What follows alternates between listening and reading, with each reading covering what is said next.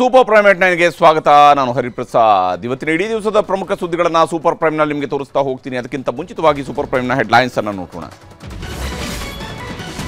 ಮಾಜಿ ಡಾನ್ ಮುತ್ತಪ್ಪ ರೈ ಪುತ್ರ Ricky target. ಬಿಡದಿಯ ಮನೆ ಮುಂದೆಯೇ ಮಧ್ಯರಾತ್ರಿಯ ಫೈರಿಂಗ್. ಚಿಕ್ಕಮ್ಮ ಅನುರಾಧ ಸೇರಿ 4 ಮೇಲೆ ಎಫ್ಐಆರ್.